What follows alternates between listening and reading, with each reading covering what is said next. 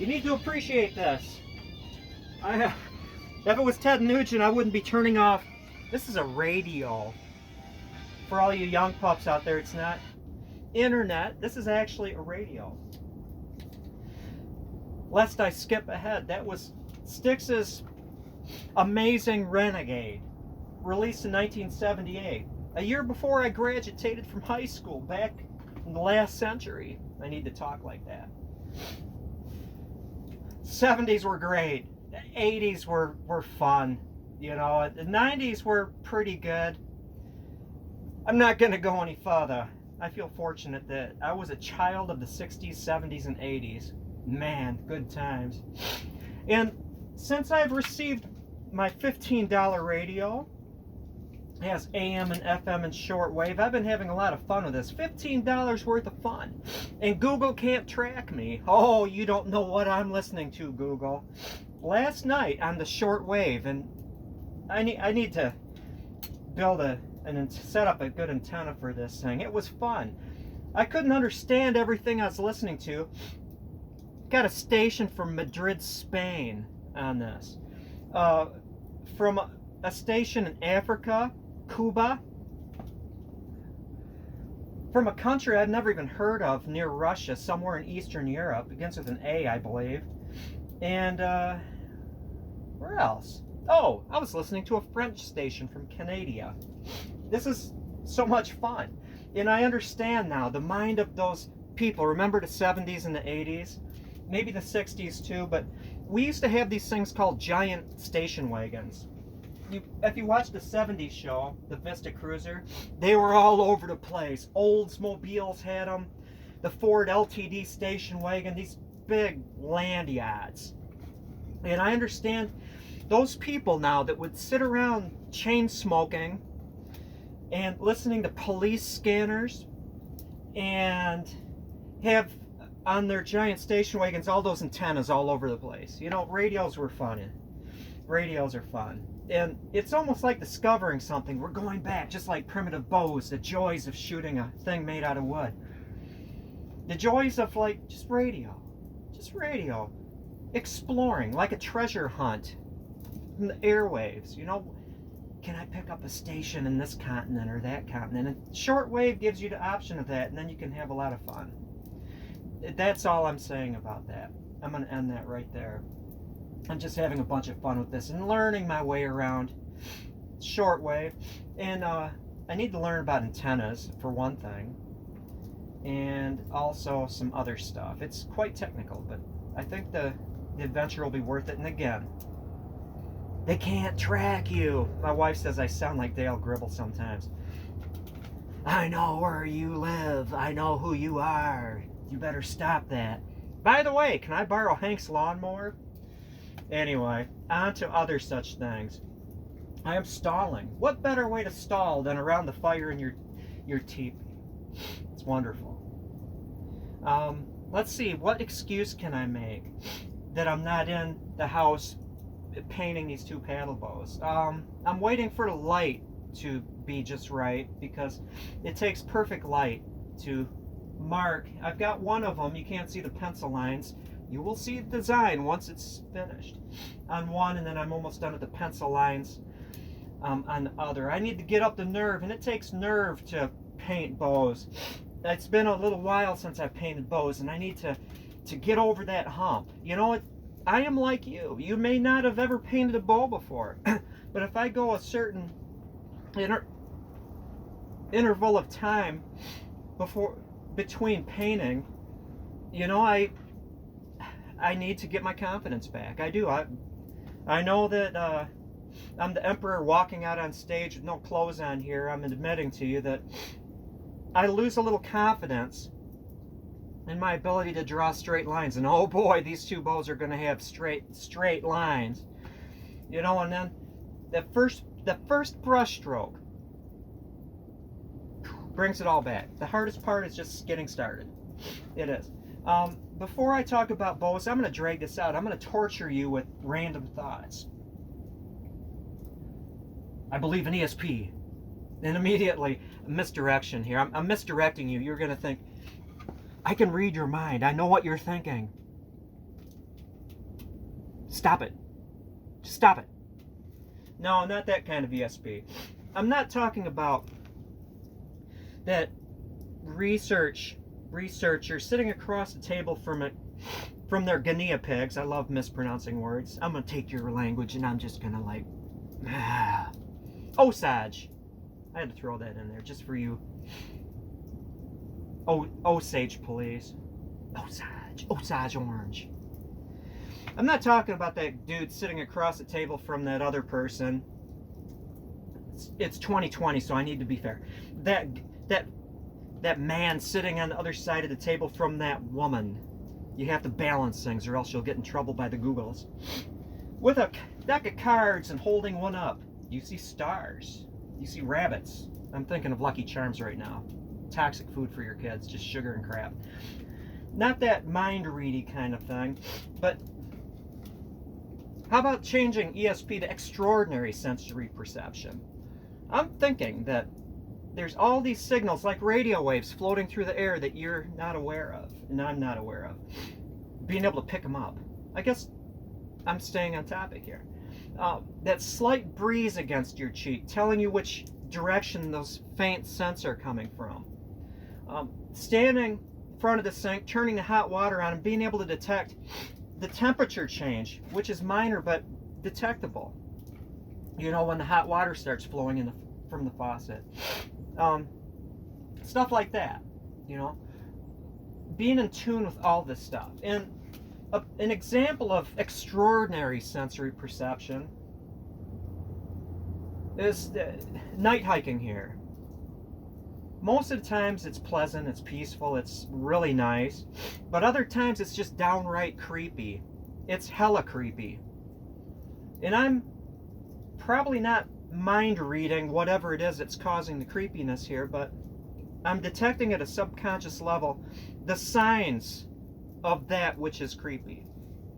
Maybe I'm detecting, unbeknownst to me, but maybe I can train myself to pick it up, taking my schnozzle and detecting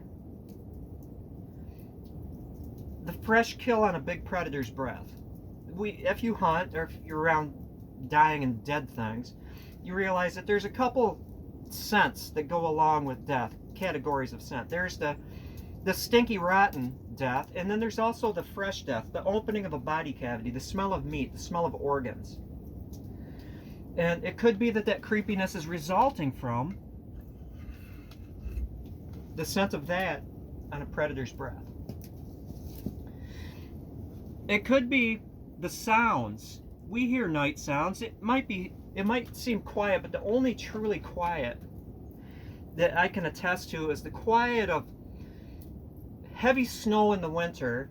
Not the snow, well, the snow is quiet, but it's muffling. It's like being in a soundproof room with all the pads and the stuff up there, the foamy stuff. It's the only time it's really, really quiet. And so you're hearing stuff even on a quiet night. But maybe, just like frogs, you walk up to a pond, all the frogs are croaking and doing froggy stuff, and one frog detects you, and I'm not too sure what they're using to communicate, because all it sounds like croaking to us, but then one frog detects you and then sends a message throughout, like ripples on a pond, and suddenly all the frogs are quiet. And it could be that way with the night creatures out there, that they spot a cougar or a wolf or pack of coyotes or some predator out there, and suddenly the sounds change and you detect that. You don't know what it is. You're not saying, it's suddenly too quiet out here, but you're picking that up, and I'm picking that up because I've spent so much time at night around here. And so my extrasensory perception, hair standing up on the back of my neck, I don't know why. That creepy feeling, I don't know why. But it all adds up to this totality of, get back in the house, John, because there's some badass animal out here that's gonna get you. You know, that same sense of our ancestors thousands of years ago in Europe, or elsewhere. You know, it's not solely the domain of Europe. Being able to know that outside of their shelter there's a giant lion. In Europe there used to be lions bigger than African lions. short-faced bears, cave bears, all these other animals, developing that sense. They were more in tune with the land than we were, of better get back in the tent. I'm just saying, just saying. Okay, on the bows. Oh, last bit on that. That's kind of Sean and Gus ESP. That's kind of the mentalist ESP. You're going to say off the bat, Sean's a fake. He's using all these subtle signs that people don't see. In the mentalist, same way. Not reading minds, not seeing psychic visions, but able to read the world in a way that normal people can't. That is extraordinary sensory perception. That is something we should work about and be cognizant of, along with getting this $15, for your own edification, Reticus. I think it's a there it is, V115. A Reticus V115, available on eBay for about 15 bucks, free shipping. It's fun. Hunt the airwaves. You like to hunt all over the place, hunt in different ways. You like to fish, you like to shoot fish with your bows and arrows. Begin your hunt on the airwaves. And the bonus is Google doesn't know what the heck you're up to. Okay, so on the bows. I have 2 paddle bows here. And I know, I think about this. How many times do you want to see, this is a paddle bow. I've made maybe 100 videos on paddle bows. Basically the same outline, rawhide back, different paint schemes, but they never cease to fascinate me, and I feel the energy off of them. And sometimes I'll intentionally approach it at, I want this on it. And each of the little details start, you can see that I've got the 2 tips painted there, the sinew wrap tips. They don't especially look right to me, but I'm able to fast forward using my extrasensory perception and say that it's not the individual design elements, it's the totality of them. And so these tips, which are just, one is a pretty blue and kind of a southwest blue, a blue that natives would have used, and the red, which again natives would have used, it's right. Even though it doesn't necessarily look right, I just have solid blue on the tip and solid red on the tip. When I get it done, it will look right. It will be a cohesive package. It will work together. It might not have been something that I would have designed. I'm taking off from a native design here. Different color of the tips, because the one fellow, who I'm not going to mention his name, not because I don't like him, he's a great guy, wanted this design on this bow, sent me a picture of it. I don't want to have both of them the same. I don't want to have Tello, the unnamed person, send me a picture of a bow, I want this painted, and then immediately make a second one that's just like his. They're going to be different. So Tello, you will have an individual bow, and whoever, I don't know who it's going to be, buys the blue tip bow will have their individual bow. And I'm saying this now, I might not use the same design again on any other paddle bows. I might, but that doesn't detract from them, because there's so many variations in these things. They're all individuals. Okay, sinew wrapping. You can do that on a rawhide back bow. You can do that on a bow that's not rawhide back. You can do that on a sinew backed bow. But whenever I sinew wrap anything, I want that sinew to bond to itself, and I want it to bond to the bottom surface. And so whenever I sinew wrap, whether it's just the tips or the handle in the case of a gull wing, or middle limb in the case of a heavy gull wing, I take strips of plastic that I cut from a grocery bag, maybe a 1/2 inch wide, maybe 3/4 of an inch, it's not critical, and I wrap it tightly after I sinew wrap it, because I do not want that sinew to dry fast. I want to control the drying process, so it'll get a chance to like soak in even further after I wrap it, and then soak into the surface on which it's being adhered to. And you can do that by wrapping it. It also serves another purpose. Sinew has a texture. It has a sinew texture. You see that texture? That's sinew. Now, when you sinew wrap, you're using sinew, And sometimes the ends of the fibers aren't as fluffy and soft and compliant as the mid portion of it. The ends can be a little stiff at times. Not absorb the glue as well. And when you wrap it, the ends will pop up a little bit. And so when you wrap with plastic, you're sticking them down. You're not going to have those little ends. Texture. You don't necessarily want to have it, in some circumstances you do, sanded smooth, just a perfectly smooth sinew surface. You're taking away the sinew texture.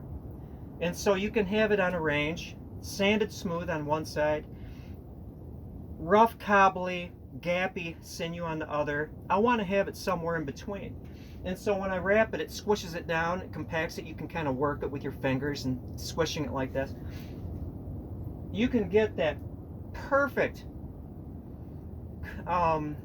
compromise between a rough sinew surface and a sanded smooth by just wrapping it. So there's many good things about it. Now they're bonded. Let me grab this one. You can see how it's hard to see. It overlaps in the center. You can see where the bottom one is underneath the upper one. There's a little hump there, but you can't feel where this is. When I prepare the rawhide to bond to the surface, I'm doing a few things. I use hide glue. Some people can't use hide glue. Ryan Gill, for example, who's a master of everything he does, making points, sinew backing, rawhide backing, making the bow that everything's attached to. He's an absolute master. Ryan lives, I believe, in Florida. It's a very humid climate, so it wouldn't be recommended for a Floridian to use hide glue when you're backing stuff. Titebond 3, probably. Titebond 2, I'm not too sure. I don't live in a super humid climate. And so I can use hide glue. Ryan and people that live in Florida and Louisiana and stuff like that use Titebond. You know, you don't want the stuff to fall apart, so use Titebond. But I do, as I said many, many times again, I'm going to reiterate it over and over again, saying it again. I soak my strips in a weakened hide glue solution, so there's hide glue in the rawhide strips. And when I size it correctly, and I've got my wet strips, I let the hide glue dry on the sizing. I stick that wet rawhide down, then I wipe it off the top surface. I keep the bottom surface wet. I just pull it out and kind of wring it out of the coffee mug that I have it rolled in, soaking. Sometimes I just have to keep it warm, soak the coffee mug in warm water because I've got that much hide glue. It's on the cusp of gelling at room temperature. Stick that wet rawhide on the bow, choom, not drying off the bottom surface where it makes contact. Immediately wipe off the top with a paper towel so it's just not all wet and allowing the gauze to stick to it. Just let it sit there for a bit before I wrap it, before I give it the potential for the rawhide to slide sideways when I'm wrapping it, because you're wrapping it spirally and you could slip to the side. With Titebond, it's like ice skates on a pond, frozen pond. The rawhide will slide around. This way, it's almost like sticking that rawhide on with contact cement. You stick it on, wait a few minutes, and it's stuck. It's going to resist sliding sideways. And that's how, with a thin hide, you're able to actually back a bow without wrapping it whatsoever. You just keep pushing it down and working it down, and it'll dry a little bit. You do have to make sure that you have overlap over the edges when you're doing that, because edges will dry first and then stick it down, so when it shrinks sideways it's not going to go whoop, mess it up. But yeah, good stuff. I also, where they overlap, where my fingers are, sand it to a knife edge, even if it gets a little raggedy like the end of my fingers. It doesn't need to be flat at all. It can be a little raggedy because you're sanding it flush and you're gonna wear it completely away in spots and others. Don't worry about it. But what's important, you got the bottom one, you got the top one, you have the top one, pardon my bad grammar. You want to round both edges, because when you have square edges stuck down, there's a 90-degree edge right there, it's not going to stick down as much. It's not going to stick down as well because that little tip, it's not so critical on the bottom one, but on the upper one, you do need to round it so when it dries, it won't lift up and give the devil a chance to get his fingernails under that rawhide where you glued it on and cause the whole thing to delaminate. You need to round the edges. And that is about it. That is about it. The next time you see me, I'll probably be sitting around the fire in a teepee. I like it. I like it. No excuses here. But you'll see 2 full painted bows. Tello, let me know if you want that bottom one still, the red tipped one in your picture. Let me know. Same deal applies, you know. That one's got your name on it, the blue tipped one. Not so much. I don't know. Hopefully the buyer of that blue one is watching this right now. Send me a Gmail or just make a comment in the comment section on this video. Let me know if you're interested. That is all. Now I'm going to turn the camera off. I'm going to turn my radio back on and hopefully Ted Nugent is playing. I don't know. I have to be a little less critical than this. I would say immediately, if you're no friend of Ted Nugent, you're no friend of mine. Don't watch my channel if you don't like Stranglehold, or that solo in Wang Dang, Sweet Poo Tang, or Cat Scratch Fever. I don't know how you can't like Ted Nugent. I truly don't. But you know, I feel generous. If you don't like Ted Nugent, I'll let you watch. If you're a hunter, you have to like Ted Nugent because he's the only artist that wrote Fred Bear. If you don't listen to Fred Bear and you live in Michigan, if you're not listening to Fred Bear on October 1st, afraid there's no hope for you, my friend. Buy a bow.